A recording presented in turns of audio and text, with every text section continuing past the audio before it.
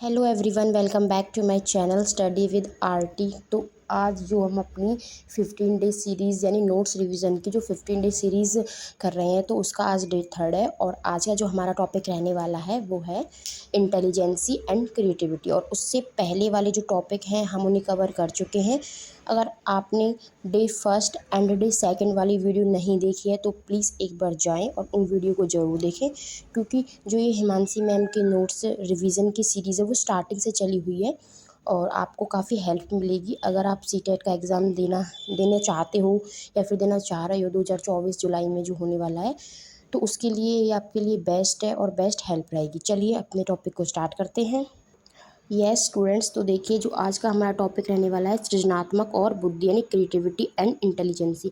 इससे पहले जो आईक्यू वाला कॉन्सेप्ट था वो हम कर चुके हैं। अगर नहीं देखा हो तो प्लीज़ प्लीज़ ज़रूर देखिए, क्योंकि आप स्टार्टिंग से देखोगे तभी आपके लिए हेल्पफुल रहने वाला है। बीच में से तो फिर ऐसा ही समझ में आई नहीं आई, बट मेरी पूरी कोशिश रहेगी कि आप जिस भी वीडियो को देखते हो उसी वीडियो के आपके कॉन्सेप्ट अच्छे से क्लियर हो। तो चलिए देखते हैं। Research have found that the relationship between creativity and intelligent is positive. यानी जब हमने रिसर्च किया, यानी बहुत से जो मनोवैज्ञानिक थे उन्होंने रिसर्च की, तो उन्होंने क्या पाया कि जो क्रिएटिविटी और इंटेलिजेंसी है, यानी जो रचनात्मक या फिर आप सृजनात्मक कह सकते हो, और बुद्धि है, वो कैसा है, उनका रिलेशन पॉजिटिव है, सकारात्मक, मतलब कि सकारात्मक है। Terman in 1920 found that person with high IQ were not necessary creativity। यानी जो हमारे टर्मन है उन्होंने 1920 में एक रिसर्च करी और उसमें उन्होंने क्या पाया कि जिस व्यक्ति का IQ लेवल अच्छा है ज़रूरी नहीं है कि वो क्रिएटिव हो, यानी उसकी क्रिएटिविटी भी उतनी ही अच्छी हो अगर उसका IQ लेवल ज़्यादा है तो। अर्थात हर एक हाई IQ वाला बच्चा रचनात्मक हो आवश्यक नहीं है। यानी अगर जिस भी बच्चे का IQ लेवल हाई है ज़रूरी नहीं है कि उसके अंदर क्रिएटिविटी भी हो, वो रचनात्मक भी हो। अब नेक्स्ट है क्रिएटिविटी के तत्व, एलिमेंट्स। यानी जो क्रिएटिविटी के कौन कौन से एलिमेंट, अगर कोई बच्चा क्रिएटिव है तो उसमें क्या क्या उसके तत्व होने चाहिए।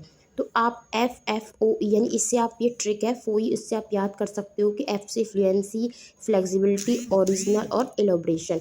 फ्लुएंसी का मतलब है धारा प्रभाव, यानी बच्चे में ना एक ही आइडिया ना, उसके पास नंबर ऑफ आइडियाज़ रहने चाहिए। ऐसा नहीं है कि एक आइडिया उसका काम नहीं किया बस उसने काम करना छोड़ दिया।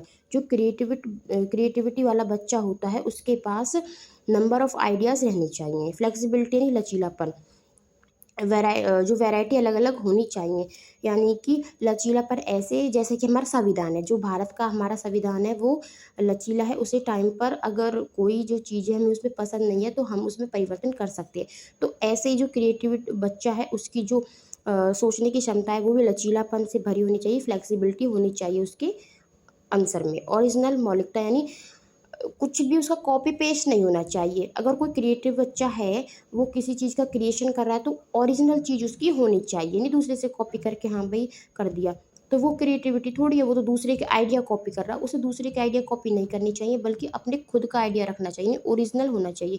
एलाब्रेशन, विस्तार, यानी कोई भी चीज़ है उसे विस्तार से करना चाहिए। अब है JP गोल्डफ्रेड ने थिंकिंग को 2 भागों में प्रस्तुत किया। यानी जो थिंकिंग है, जो JP पॉयल, आई थिंक इसका पूरा नाम है जॉय पॉयल, एक बार आप देख लेना। तो उसके जो 2 भाग उन्होंने प्रस्तुत किए थिंकिंग के, कि बच्चा किस टाइप से सोच सकता है। तो एक तो डाइवर्जेंट थिंकिंग होती है और एक आपकी कन्वर्जेंट थिंकिंग होती है।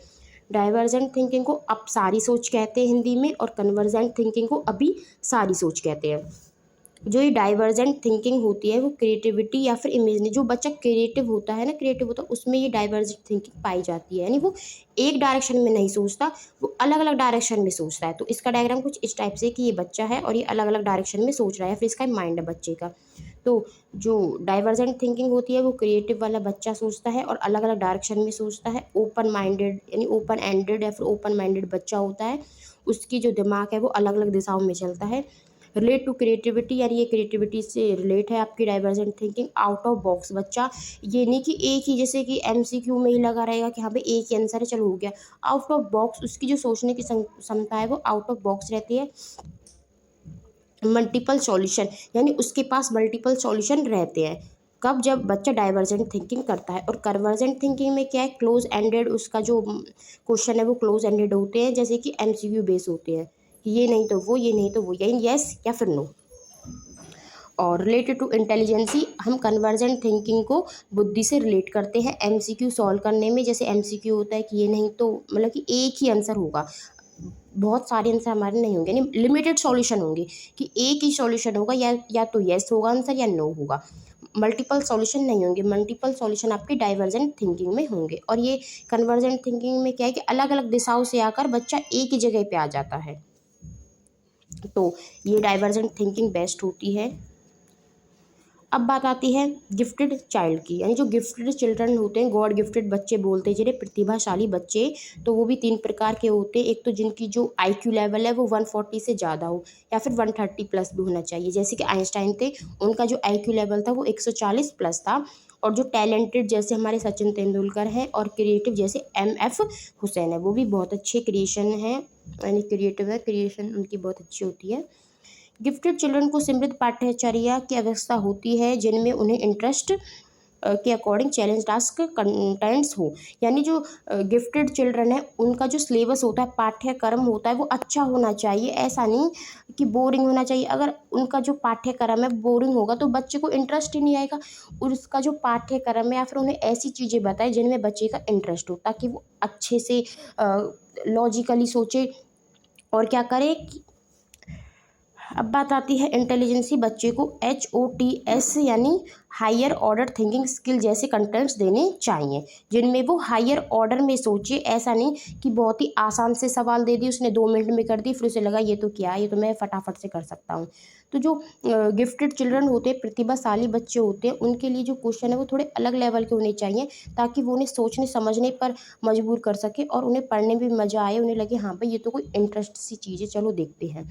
अब बात आती है इमोशनल इंटेलिजेंसी की, जो सामविक बुद्धि होती है। सामविक बुद्धि को सर्वप्रथम सॉल्वे एंड मेयर ने इंट्रोड्यूस किया था।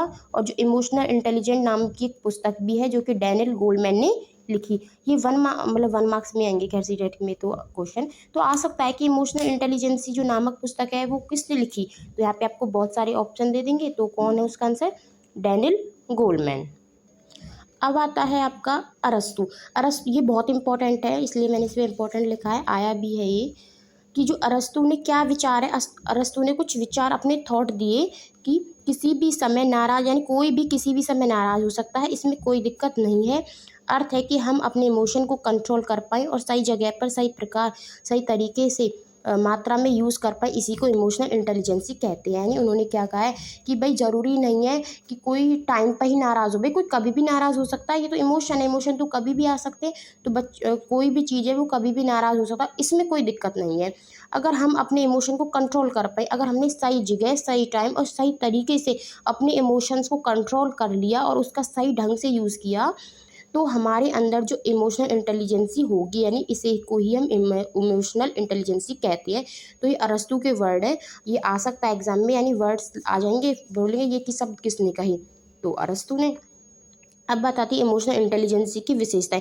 जिसके अंदर इमोशनल इंटेलिजेंसी होती है उसकी क्या क्या विशेषताएं होती है। तो सोशल स्किल्स होती है, उसमें सामाजिक कौशल होता है, आत्म जागरूकता होती है, अभिप्रेरणा, समानुभूति और स्व नियंत्रण, ये विशेषताएं इमोशनल इंटेलिजेंसी में पाई जाती हैं। अब बात आएगी कॉग्निशन एंड इमोशन की, संज्ञान एवं सामवेग। तो ये बाई डायरेक्शनल होते हैं, इंटरलेटेड भी होते हैं, दोनों एक दूसरे को प्रभावित करते हैं, सिर्फ एक केस में प्रभावित नहीं करते, जॉनेक के केस में। अब बात आती है जॉनेक के अनुसार इमोशन एंड कॉग्निशन इंडिपेंडेंट, यानी उसके अनुसार क्या है कि जो इमोशन और कॉग्निशन है वो स्वतंत्र हैं, एक दूसरे पर निर्भर नहीं करते। मनोवैज्ञानिकों द्वारा यह सुझाव दिया गया है कि शिक्षकों के दृष्टिकोण से गिफ्टेडनेस की भावना निम्नलिखित के संयोजन पर निर्भर करती है। अब यहाँ पे 3 रिंग मॉडल दिया हुआ है जिसमें हाई एबिलिटी है, हाई क्रिएटिविटी है, हाई कमिटमेंट है। तो यहाँ पे ये हमने 1 राउंड 2 और 3, और जो ये तीनों में है कि ये तीनों चीज़ इसमें आ रही हैं, हमने थोड़ा सा हाईलाइट कर रखा है। तो ये क्या है, रेंजोल के अनुसार क्या है कि गिफ्टेडनेस यही है, अगर किसी बच्चे में तीनों चीज़ें, हाई क्रिएटिविटी है, हाई कमिटमेंट है, हाई एबिलिटी है, तो वो बच्चा गिफ्टेड है। अब बात करते हैं बहुबुद्धि का सिद्धांत, थ्योरी ऑफ मल्टीपल इंटेलिजेंसी, ये भी मोस्ट इम्पॉर्टेंट है, आ सकता है। तो multiple intelligence is also known as multiple dimensional intelligence. जो हार्वर्ड गार्डन ने बहुबुद्धि का सिद्धांत दिया, जो हार्वर्ड गार्डन थे वो भी एक वैज्ञानिक थे जिन्होंने मल्टीपल यानी बहुबुद्धि का सिद्धांत दिया। उन्होंने बताया कि जो इंटेलिजेंसी है वो मल्टीपल टाइप की होती है, 8 टाइप उन्होंने बताए। वैसे तो 12 की भी यानी अलग अलग आपको मिल जाएंगे, बट जो एनसीईआरटी ने वेरीफाई किया है वो 8 टाइप्स है। Each of this intelligence are